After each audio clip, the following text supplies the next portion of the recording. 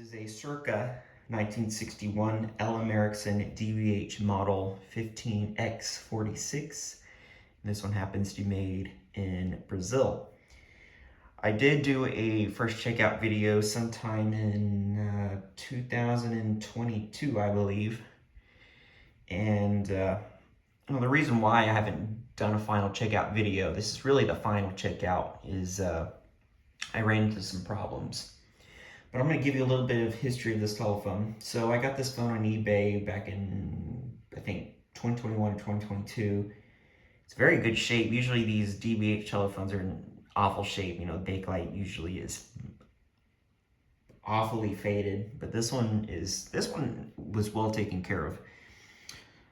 This one was made in Brazil, so this wasn't a import. This one wasn't made in Sweden.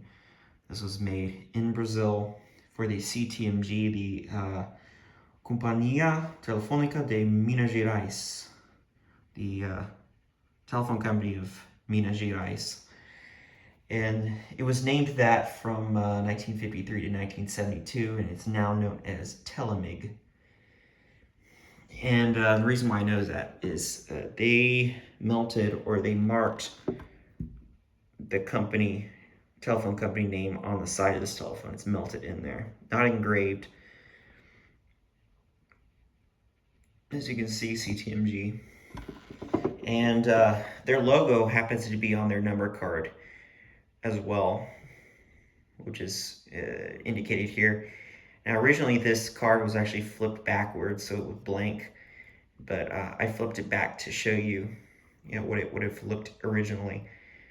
So I'm not sure if that's upside down or right side up. I'm pretty sure that's the right way. So you can put your phone number on the left side here. Kind of cool. Now, you can see cosmetically it's in good shape.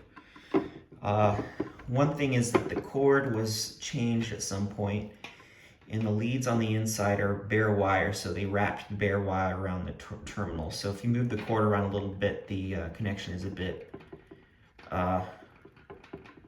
it's not good. So if you move it around too much, you'll lose connection in the handset. But I'm going to try to keep it as original as possible. I did add spade terminals, but it really is not working very well. The cord on the line here, it has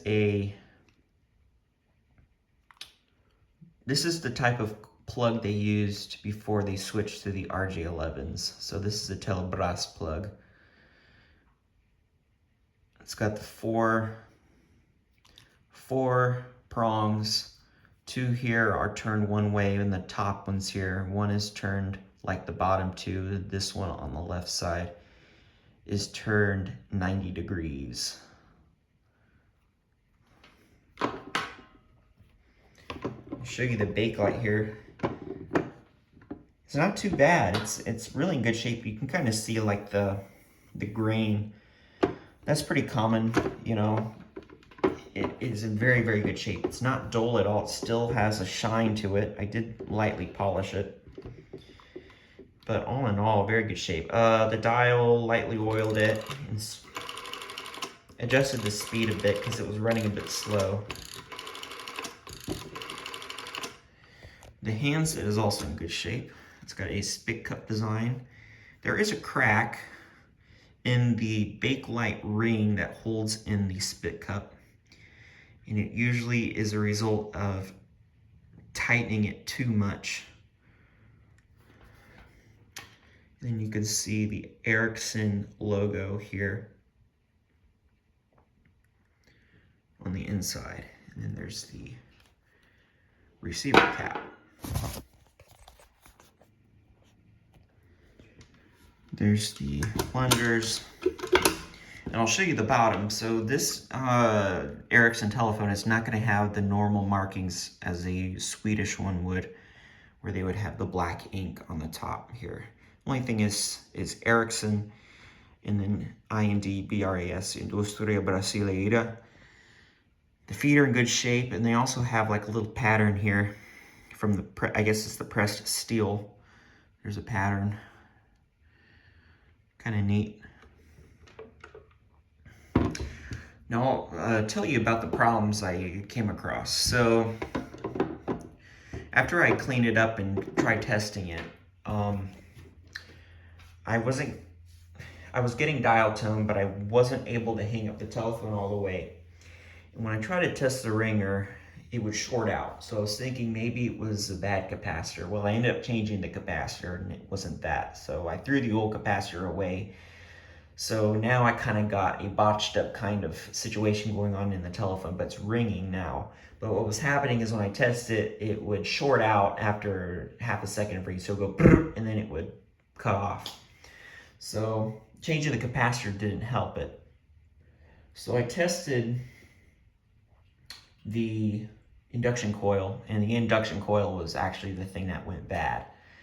And on the forum they said maybe it was a leaky capacitor, but it wasn't that. But I ended up changing it anyway. So hoping to find something more permanent, but right now, just for testing reasons, I have kind of the ghetto situation going on this side.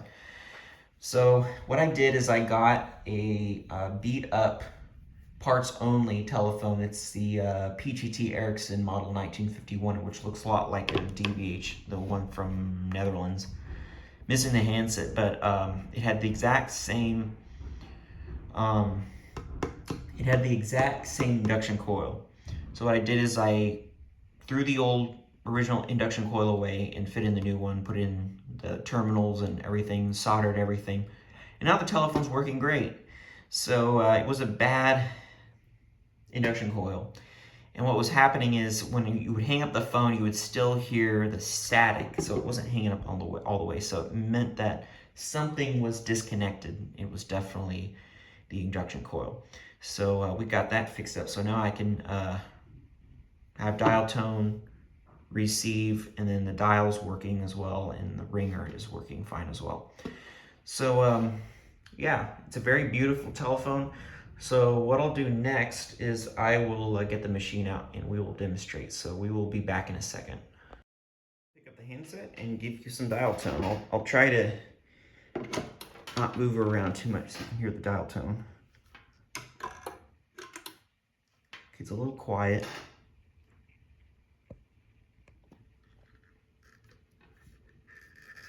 Let me move the ground. So if I speak into the handset, you can see the light change. And so now what I'll do is I'll dial some numbers. All right.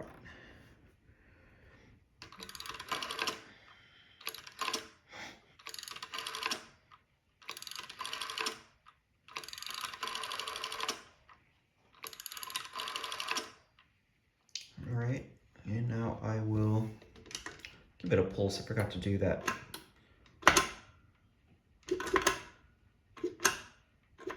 Interesting how it's giving two.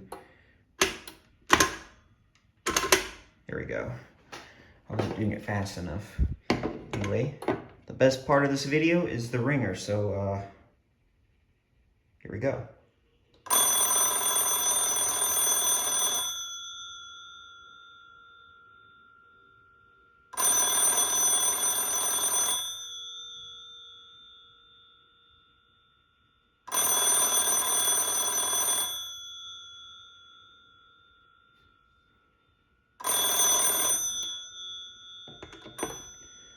All right, it's a very, very crisp sounding ring, and the glass table here really does it justice.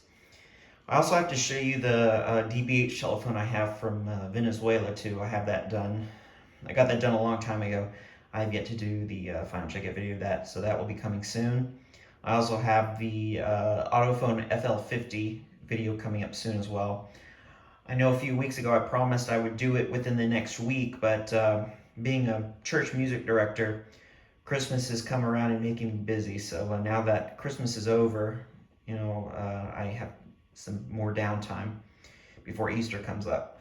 So I hope you enjoyed this video, and more videos are to come. Thanks.